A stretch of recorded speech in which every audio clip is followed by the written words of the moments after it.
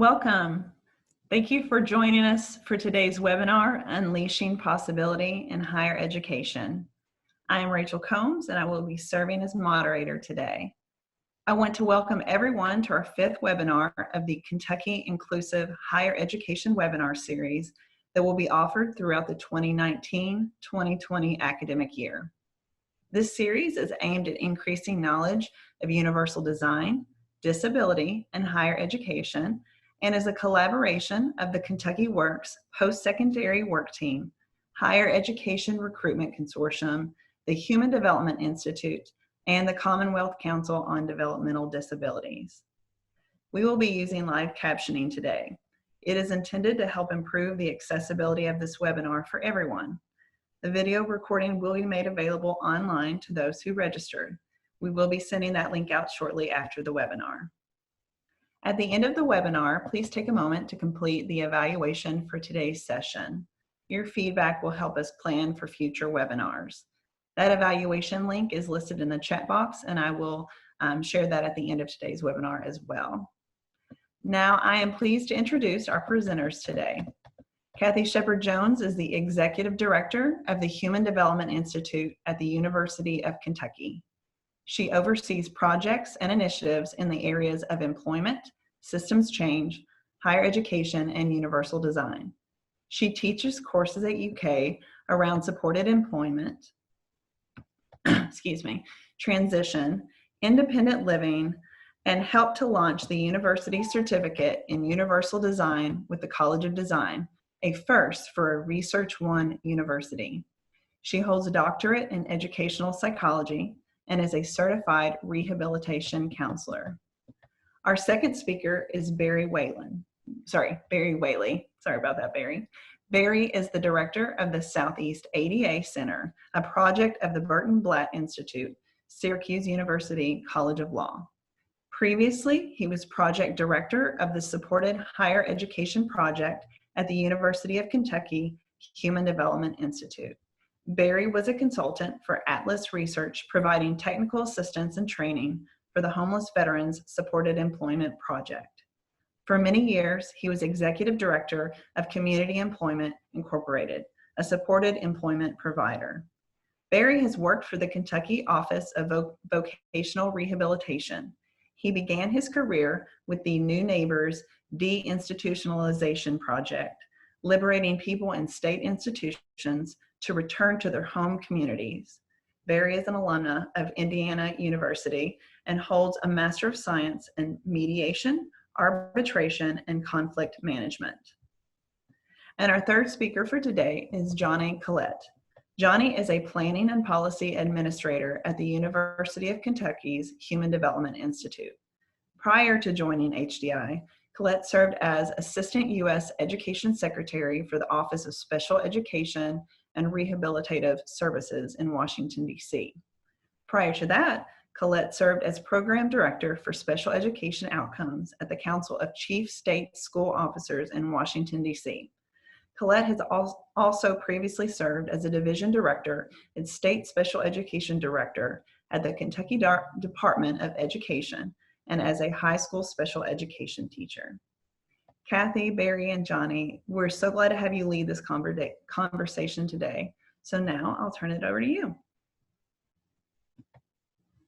All right. Good afternoon and happy virtual lunchtime. Thank you, Rachel, Brandon, and Lisa for getting us started this afternoon. I am Dr. Kathy Shepard-Jones. I also want to thank, first of all, the Higher Education Recruitment Consortium, the Commonwealth Council on Developmental Disabilities, HDI, and the Southeast ADA Center for being part of our session today. And I am so excited that we're having this webinar, even more so when we first proposed it as part of the Inclusive Higher Education webinar series, because there have just been some really meaningful and momentous updates over the last several weeks that are going to influence the higher education landscape in Kentucky for students with intellectual and developmental disabilities over the upcoming year. So what that means for us today is that you're not going to get as much emphasis on the universal design aspect, but it is sprinkled throughout our work and this webinar. The other thing that I want to do to sort of help us set the stage is to make sure that we all have a little bit of common understanding in that when we're talking about developmental disability, we all need to know that that is an umbrella term, and it covers a variety of disabilities that are attributable to a mental or physical impairment or combination of mental and physical impairments that begin before age 22, are likely to continue indefinitely, and include functional limitations in at least 3 areas of major life activities, and also reflects a need for ongoing supports throughout a person's life. So with that being said, if we can advance the slide, we will go ahead and start to provide a little bit of context for this. To understand where we're going, it's always helpful to know where we've been. And Kentucky families, students, and organizations have been talking about inclusive higher education for students with intellectual and developmental disabilities for almost 2 decades now. Barry is going to be talking more specifically about our work with colleges and universities throughout this time, but I want to make sure to recognize the efforts that are going on around Kentucky at Northern Kentucky University, Murray State University, Bluegrass Community and Technical College, Spalding University, and our own University of Kentucky. So when we look back and we think about post-secondary back in the early 2000s, we established a work team, the Post-Secondary Opportunities Work Group. And that team first met in the early 2000s, 2005, to talk about possibilities and to learn about higher education around the country and around the world. We learned that there was a lot of different kinds of programs that were available for students with intellectual and developmental disabilities, but we were most interested in those programs that would be inclusive, both in terms of the classroom and higher education experience, and also in terms of admissions, while ensuring that individualized supports would be in place to promote success for students and would prepare students for their post-school employment and adult living. And there was no funding available at that time, so we learned. But in 2008, the Post-Secondary Inclusion Partnership began, and that was funded by the Commonwealth Council on Developmental Disabilities, and we were able to work with schools like Bluegrass Community and Technical College. Then in 2010, the University of Kentucky received a 5-year, $2.1 million grant that was the Supported Higher Education Project, very fondly known as SHEP, which was funded by the U.S. Office of Post-Secondary Education. Through that project and ongoing program, we were able to work with additional schools around the state and provide centralized technical assistance so that they would be able to better support students with intellectual and developmental disabilities through the CTP structure largely, among others. And Barry will talk more about what CTPs are. Then in 2016, Kentucky was awarded a 5-year state systems change grant from the Administration for Community Living, and that was Kentucky Works. Kentucky Works is still going on with the overall goal of improving outcomes for students with disabilities upon their high school exit. And the focus there is on those students with the most significant disabilities. And although the SHEP funding had ended when Kentucky Works began, Kentucky Works' goal also included higher education, recognizing that post-secondary education was going to be very important for students along with employment. And currently, we have launched the Inclusive Higher Education and Post-Secondary Project here in Kentucky as a part of another grant that was received by the Commonwealth Council on Developmental Disabilities. And what we've been doing here is providing training and information to colleges and universities about universal design, largely, and accessibility in higher education, and also to continue that dialogue around opportunities for including students with intellectual and developmental disabilities. And I think we could say probably more so than ever now having a solid understanding of universal design and technology in higher education is important for all of our students. So we realize that this work's impetus and importance is growing day to day. Next slide, please.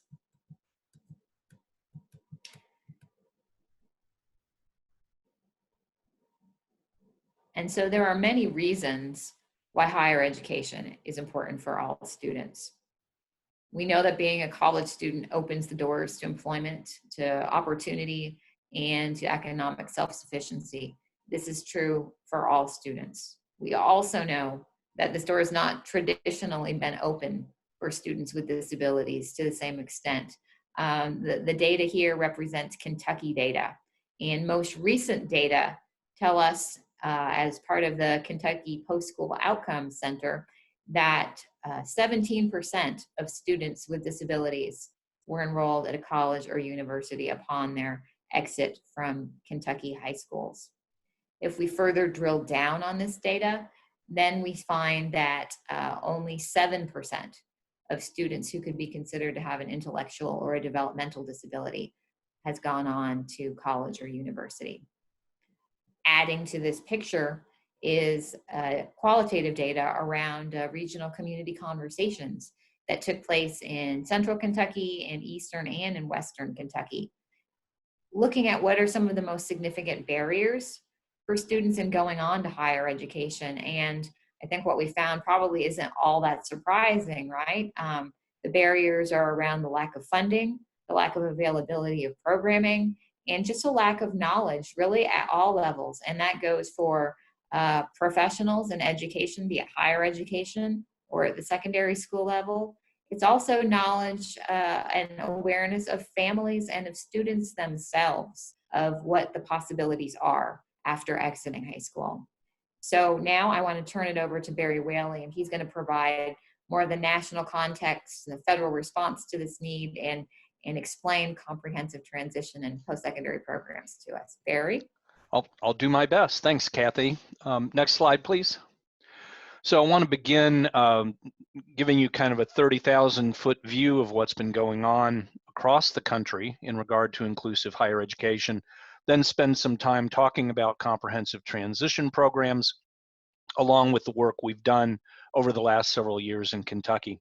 So the next two slides are provided by Think College. Think College is the National Coordinating Center for Inclusive Higher Education. They are located at the Institute for Community Inclusion at University of Massachusetts, Boston.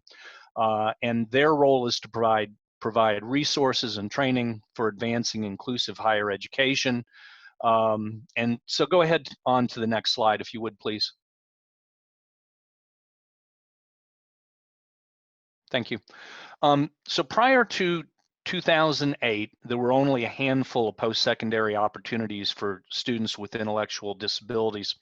And 2008 becomes a watershed year that we'll talk about in a few minutes. We'll come back to that. As Kathy mentioned, in 2010, there was funding provided by the U.S. Department of Education for transition post-secondary programs for students with intellectual disability. These were called TPSIDs. And as Kathy mentioned, Kentucky was one of those states that received a TPSID award. We were one of the first 27 states. So the purpose of TPSIDs were to create and expand high quality, inclusive model, comprehensive transition and post-secondary programs for students who had intellectual disability. And these are often referred to as CTPs. And as Kathy alluded to and I mentioned, we'll drill down and talk about what the requirements are for a CTP. And as Kathy mentioned, we have a strong foundation in Kentucky for post-secondary programs. She mentioned the post-secondary inclusion program and the post-secondary opportunity work group, which really was foundational to establishing programs in Kentucky. There was a second round of TPSID funding in 2015. Kentucky was not selected narrowly to receive that funding, But as Kathy said, we remained active beyond 2015. As the slide on the screen reflects, over the past 10 years, TIPSID funding has resulted in 93 individual programs on 90 colleges and universities. In total, 3,400 students have been provided with the opportunity to realize their dream of enrolling in an inclusive higher education program.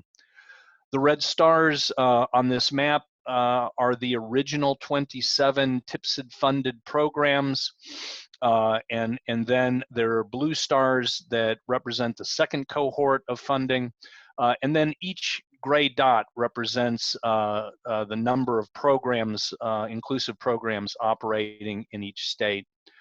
Brandon, next slide, please.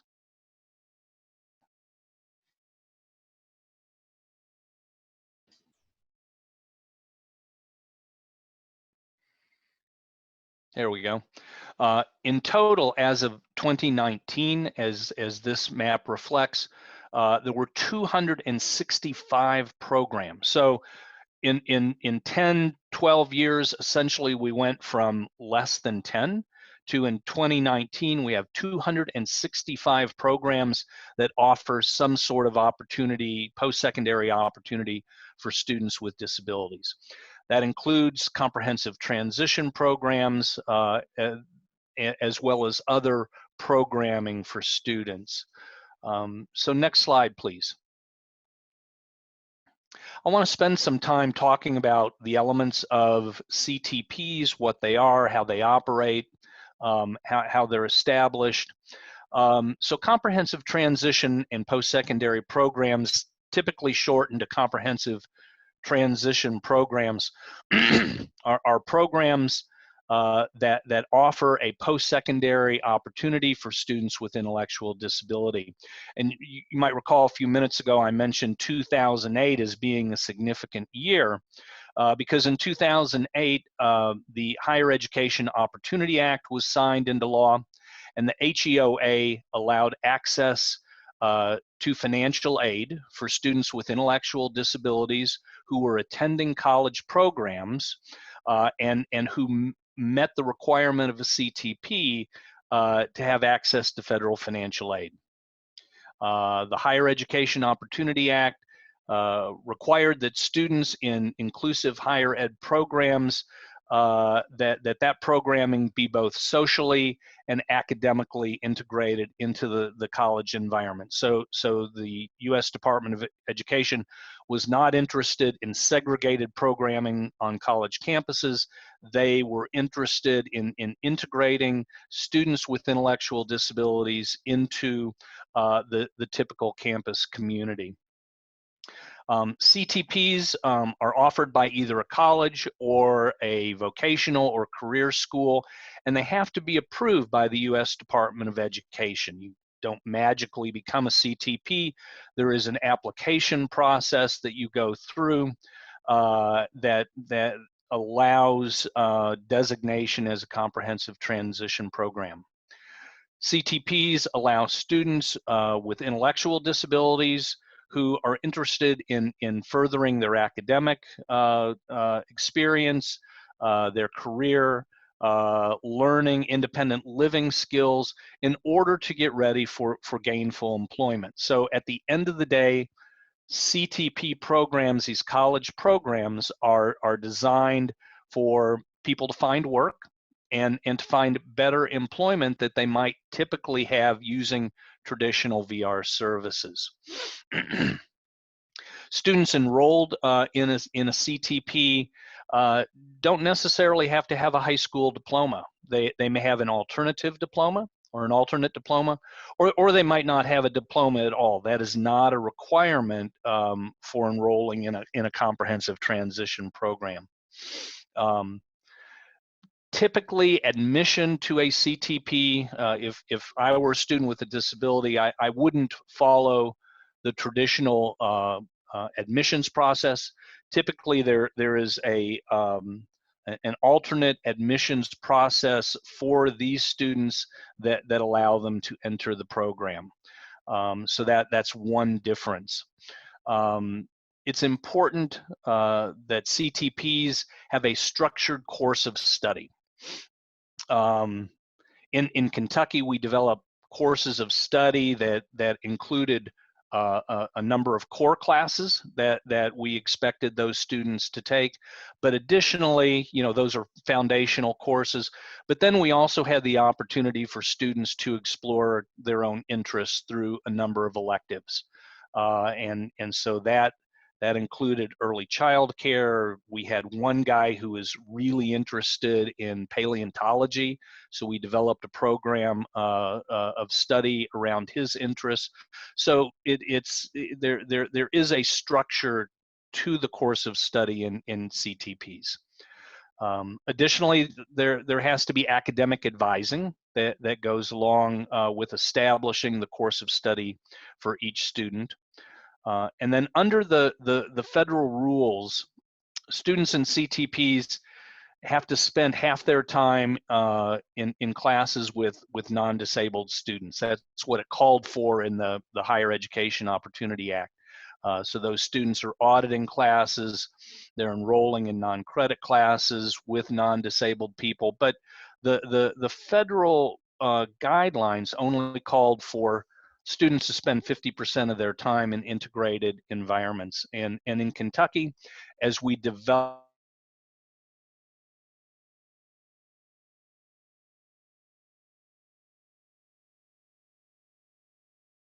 classroom an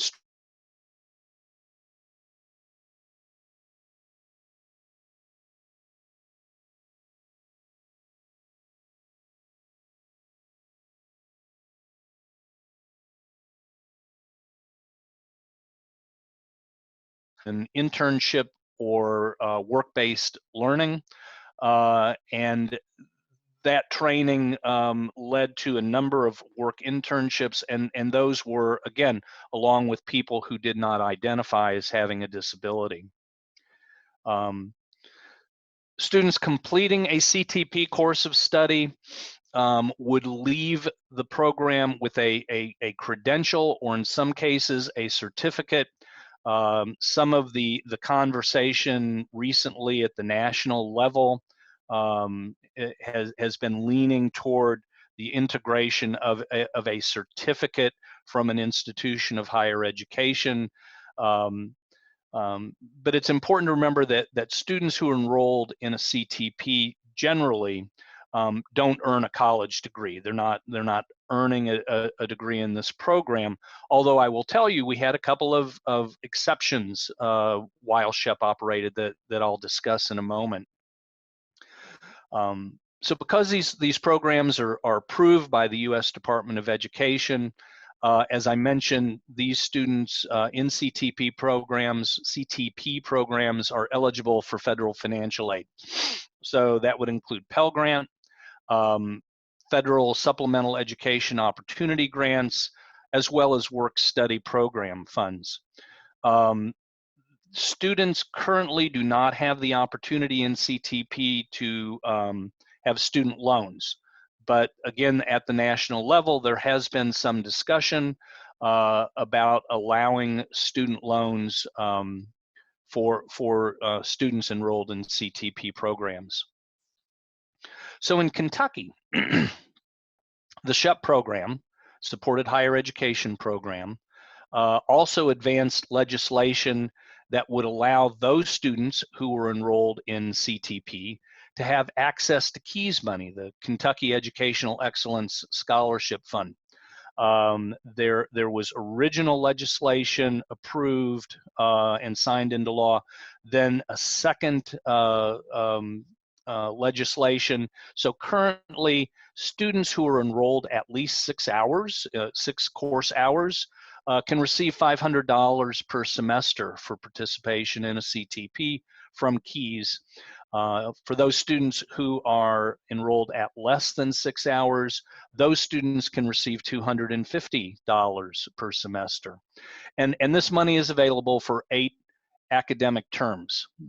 So that really, it reflected the students who were interested in enrolling in these programs as being people who wanted to further their education, who were high achievers, and we wanted to make sure that they had access to that KEYS money just like any other student. In traditional post-secondary programs, traditional colleges and universities, under the Americans with Disabilities Act, as well as Section 504 of the Rehab Act, students can receive a reasonable accommodation in order to be successful in the classroom.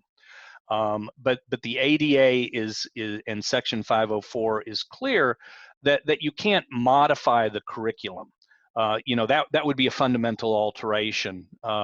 However, in CTP programs, we do have the opportunity to modify the curriculum to best meet the needs of the student. So for instance, we can reconfigure how tests are given. We can look at and adapt the syllabus so that it reflects the learning goals of the student. So we're not bound by fundamental alteration in CTP programs. Now it's important though that we keep in mind that one of the challenges in making these changes to the accepted course structure, students still need to meet SAP, satisfactory academic performance. So a lot of the time when I was working with the SHEP program, a lot of time was spent in working with instructors and colleges to make sure that we had a way to measure that learning was taking place and that students were meeting satisfactory academic performance. So there are three foundational pillars of comprehensive transition program. That's academics, campus life, or socialization, and employment. I will tell you that during the years I was with the SHEP program, we were regularly told by instructors how they were so appreciative of having our students in the classroom, that their presence added a new dimension to class discussion. I've had a couple of instructors who said, I was a little apprehensive at first. I didn't know what to expect, but they quickly found that our students enriched the learning environment. We also made sure that our students were involved in campus life. I had a discussion just yesterday around students who were in SHEP who either had pledged a fraternity or a sorority. Most had participated in on-campus extracurricular activities. One of the elements of our programming was to pair a student with a disability with a mentor, with someone to provide assistance inside and outside of the classroom. I will tell you that many of our student mentors, as well as students with intellectual disability, developed friendships that continued beyond the mentoring relationship. And again, all these students were involved in work exploration in typical environments. Next slide, please.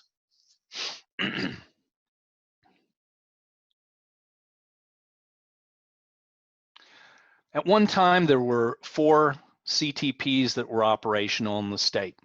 And those CTPs were at Murray State University, at Bluegrass Community Technical College, Spalding University in Louisville, and Northern Kentucky. So we had a mix of private and public institutions, as well as a mix of 2-year and 4-year programs. As this slide reflects, currently there are 2 programs operational, one at Murray State University, and I think I saw Cindy Clemson was on the call today, and she directs that program at Murray. And then I saw Missy Jones was also on today. She coordinates the program at Northern Kentucky University. In addition to the CTPs we established and the students who participated in those programs, we also had students who were auditing courses at JCTC in Louisville, as well as Big Sandy Community College. So we were working with with other institutions that did not have a CTP in place. And part of the legacy of the SHEP program, we had one student who began her career, her academic career, as an auditing student at University of Kentucky, who then went on to complete a bachelor's degree at University of Kentucky. We're very proud of that. We had a second student at Spalding University who entered as a CTP student. Then she petitioned the university to be a degree-seeking student. And the university said, yeah, let's give it a try. And so just last year, she graduated with a degree in communications and honors from Spalding University. So we're very proud of the accomplishment of all our students, but in particular, those two. Next slide, please.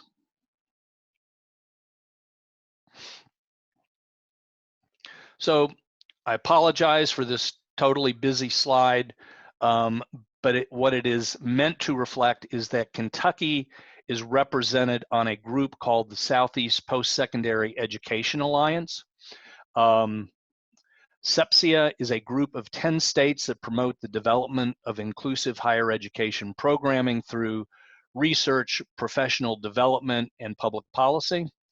I want to mention that on May 15 this year, since we are living in very unusual times, that SEPSIA will be celebrating the accomplishment of inclusive post-secondary students with the first ever inclusive post-secondary education day.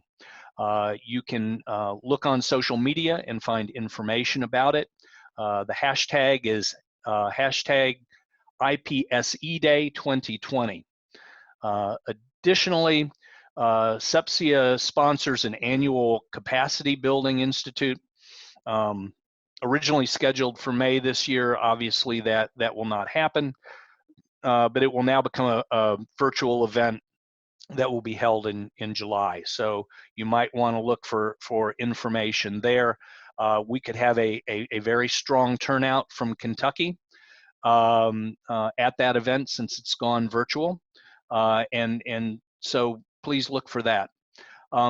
So I hope that's given you some information on CTP, as well as sort of the work we have done in Kentucky to this point, but there's a lot in the future. And so with that, I'm going to hand it off to Johnny to discuss the future of higher education in Kentucky. Thanks, Barry. Next slide, please. So where do we go from here? You know, as you've heard from Kathy and from Barry, you know, we've certainly made a lot of progress in our state and, you know, in our nation. And, you know, that's to be celebrated, and we should. As we celebrate that progress, though, of course, we recognize that there's, you know, still a lot to do to make sure that students with intellectual and developmental disabilities have both access and opportunity to be successful in higher education programs. So I know that's kind of how we think about things and should, but you'll probably hear me put those things together a couple of times today. You know, access is one thing, and that's a great thing. And opportunity to be successful is also a very intentional conversation that we ought to talk about. So, you know, we celebrate our progress, but we also recognize the work that's yet to do. So we are where we are, and that's where you start. But that doesn't mean that's where we have to remain. I'm reminded of the data that Kathy shared earlier, and you know, that's a good reminder for us to always keep sort of on the forefront. So next slide, please. So really, one thing that we're convinced of, as you look at this slide that's titled, you know, opportunities and success, one of the things that we're convinced of is that the status quo won't do.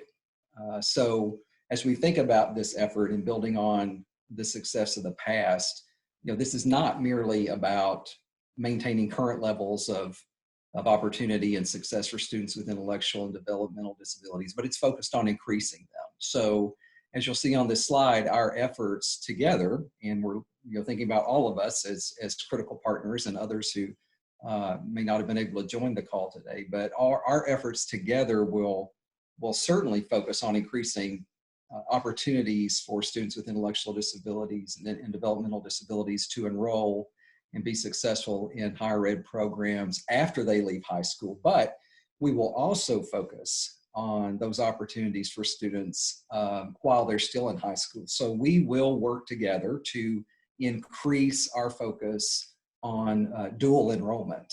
So we're really excited about that. And, you know, when you look at both of these, we see this as really a great opportunity to increase options for students with intellectual and developmental disabilities, and really an opportunity for all of us to work together most collaboratively and most effectively on their behalf. Next slide, please.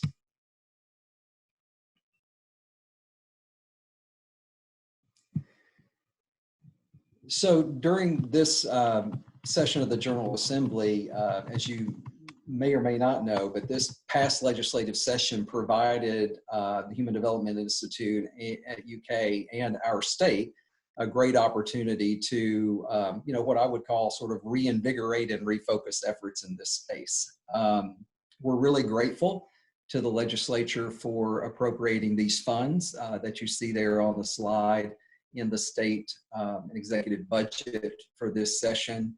And we're particularly grateful to Senator Danny Carroll and his efforts in, you know, carrying this and advocating so strongly and championing this during the session and otherwise.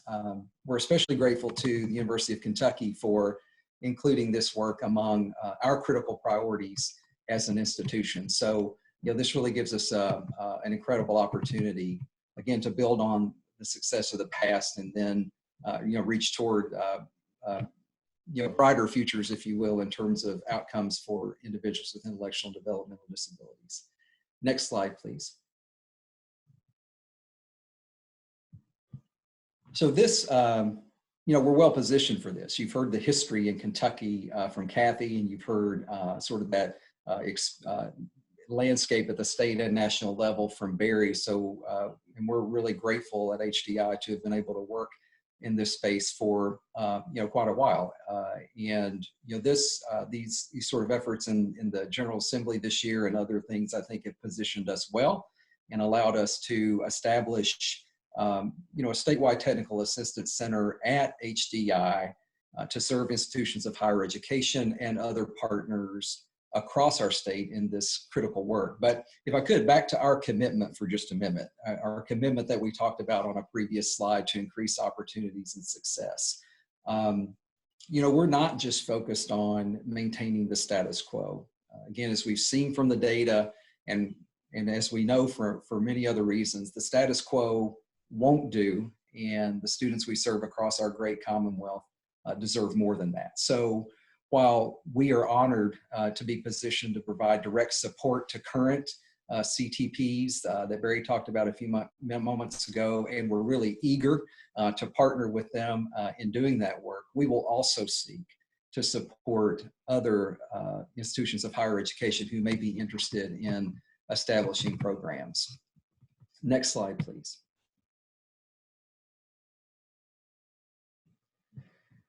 So as you see on this slide, it's a little bit of a busy slide, but we wanted to give a sense of, I think, you know, early thinking around what the work of the statewide TA Center for the Supported Higher Education Project could look like. I think this captures pretty well the broad strokes of what we want to do and gets into maybe a little of the detail, but talk through it just for a moment and without reading everything on the slide. But we are thrilled, as you kind of take an opportunity to interact with that slide, you know, we're really thrilled that these funds that have been appropriated by the legislature during this session, you know, will allow us to work directly with CTPs in supporting up to 20 students in this next year. So I think that's incredibly exciting and, you know, continues to build on our good success from the past.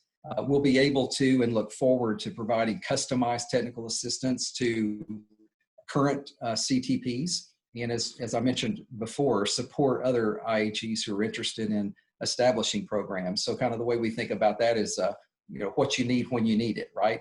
We're really excited to be able to think about that, and also be able to think about that in terms of an equitable approach, right? So, you know, one CTP may be at a position where we could be helpful in this area, another may be something different. So we're really excited about this notion of customized technical assistance to current CTPs, but also supporting other IHEs who are interested in establishing programs. Obviously, with students at the heart of everything that we do, we're really excited to be able to support our Commonwealth and support students and families who are seeking options for participation in higher education, again, whether that's post-secondary enrollment in an institution of higher education or dual enrollment while the students are still in high school. Also very eager and interested and hopeful that we can assist increasing the knowledge of students and families and agencies related to higher education options and opportunities for students with intellectual and developmental disabilities. And all of these are really, really important. I'm incredibly excited about them all, but certainly excited about the notion of being able to support critical partners such as institutions of higher education, Kentucky Department of Education, schools and districts, Office of Voc Rehab, other critical partners to strengthen collaboration and coordination across systems. We know that that's when it works, right? And we know that when levels of collaboration or coordination are not optimal, then we know it doesn't work as well as we would hope that it would. And we have a great track record in Kentucky in terms of coordinating and aligning where we can across systems and across efforts and even across funding streams. But we want to, as a statewide technical assistance center for supported higher education project, we really want to be supportive where we can of critical partners in terms of helping them to do that work of strengthening collaboration and coordination across systems. And I will say that one of the things that I think that includes is helping to ensure accurate and comprehensive understanding related to, for example, allowable uses of funds to support students and youth with intellectual and developmental disabilities in post-secondary programs. So really excited about that possibility. Also, providing professional development and information will obviously be a key part of the work that we that we get to do around, and we'll do that around a host of relevant topics, not limited to, but certainly including topics such as universal design, meaningful credentials, financial aid, and again, other relevant topics. And then, of course, conducting research and evaluation will be a critical part of our work so that we can determine the effectiveness of the services on student outcomes, and certainly as we plan for growth and improvement. So I'll transition this to Kathy in just a moment to sort of bring us to the finish line here. But, to circle back to sort of where I started, we are where we are, and that's a great place to be as we think about the successes of the past and how we honor those and celebrate those. But we're not a people in the Commonwealth, as you know, who rest on our laurels. We understand that as we celebrate progress in the past, we know that also means we recognize the work that's yet to be done. So that's where we start, and where we are in terms of the data and outcomes for students with intellectual and developmental disabilities doesn't have to be where we remain. But we will build on the good foundation of our past efforts, but we'll understand at the same time that the brighter futures we envision require some different things. I mean, it requires, I think, that we will work more collaboratively, that we will work more courageously, that we will work more urgently to take on whatever may be standing in the way of success for students with intellectual and developmental disabilities in higher education. So, we're honored to get to provide a leadership role in terms of technical assistance in this, and honored to do this work with you and to together to achieve our goals. So Kathy, you'll talk a little bit more about our goals, and just thanks for the opportunity to participate today.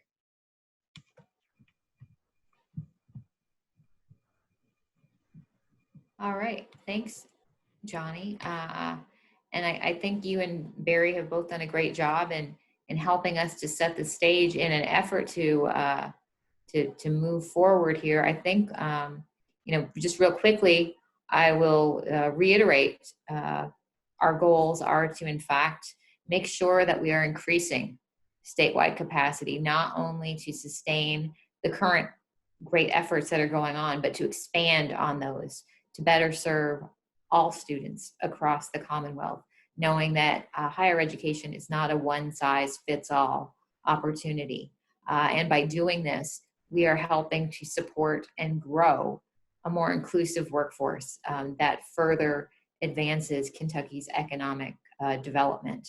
And all of this is, I mean, it feels so much bigger and more critical now than ever before for all of us. And as a result of this, we're going to be improving lifelong opportunities for all Kentuckians, but most importantly, for those individuals who have intellectual and developmental disabilities, their families, and the communities in which they live and thrive. So we feel very honored to be part of that. Next slide, please. And I think along with that goes, the recognition that right now we are all acutely aware of the limitations and the uncertainties that are present in our current reality right now. But we have a unique opportunity to take with us the lessons that we're learning. And some of us, in fact, may be feeling disabled in new ways. And I would say that means that universal design has never been more important in the way that we're doing things. We're connecting in ways that we've never connected before. And this means we get to learn about technology. We get to learn about how to best convey and share our ideas and how to keep people engaged, right? I think a Zoom hour is far different than a typical hour. And we all kind of know what that means at this point. We had initially intended to focus a lot of this webinar around universal design and do a deeper dive, but that was before we knew we had such big news to share with everyone. So instead, this is more of a teaser. And I want to encourage all of us to learn more about universal design and how we can reach our broadest audiences successfully. And by our broadest audiences, we're talking about our students and our learners. How do we make sure that when we're teaching virtually, that we engage everyone? Universal design gives us the next area of innovation because our primary mechanism of instruction is also shifting right now. The online environment can bring greater equity for everyone, but it brings definitely different challenges to us. So we can employ universal design to make sure that everyone is getting what they need to succeed. We want to ensure that students have the tools that they need to harness the power of technology. There's so many ways that we can customize the user experience with our computer access right now.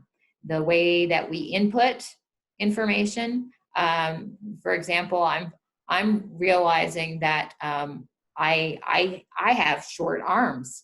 So as a result of that, I need to get another keyboard so that people don't see my giant face on these Zoom meetings anymore. I can change the way that this works for myself, and we have the knowledge to bring universal design along with us and utilize this along with our students. The ways that we are physically and cognitively interacting are very customizable. And this really does open up a world of possibility.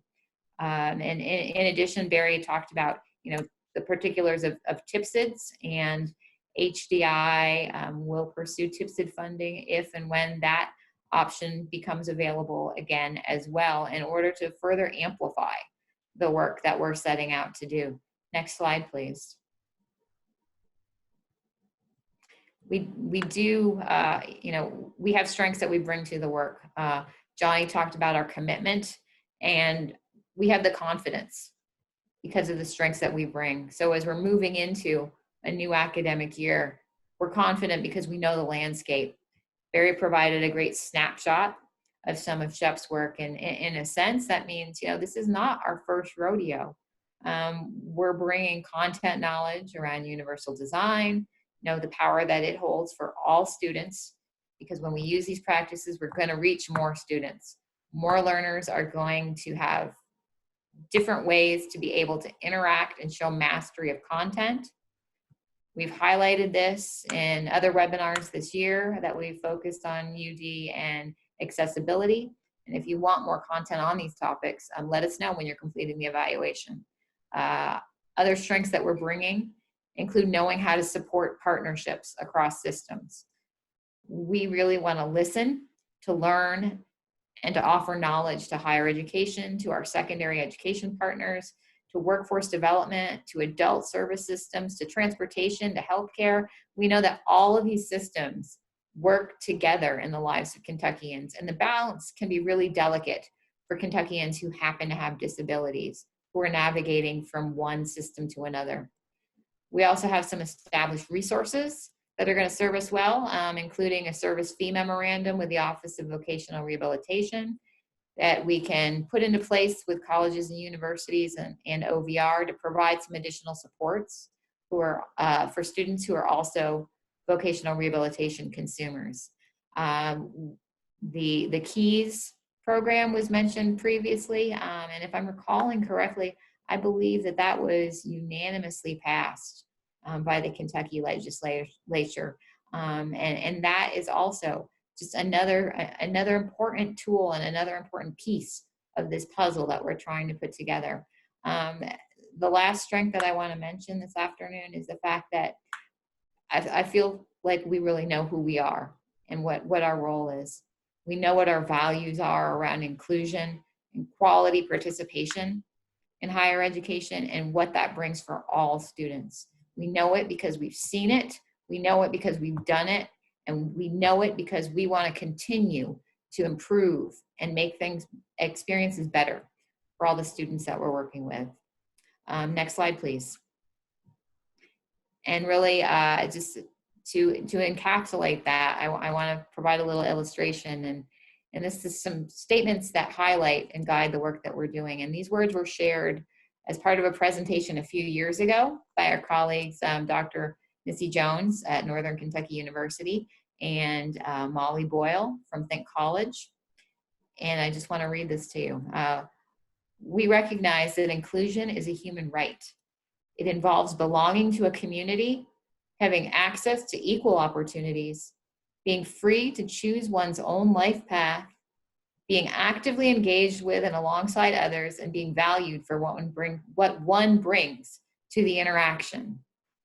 Institutions of higher education celebrate intellectual diversity, placing genuine value on experiences and perspectives of others, respecting all forms of learning and providing opportunities for all students to develop to their fullest potential. We have an awesome opportunity to focus on inclusion now, and we'll be successful in developing truly inclusive higher education by working together, as we've always done, recognizing that it's going to take all of us in concert with students with different learning styles. And so now the last slide. I want to thank everyone for your time and your interest today. And we've definitely covered a lot of information, but I hope that you'll stay connected to this work. The TA Center is going to be working hard to help students, to help educators and families reach new heights and in higher education and in subsequent workforce development for all Kentuckians. So here you will find contact information for each of us 3 presenters today, and some links that might be of interest to you and are tied to some of the big picture things that we've talked about.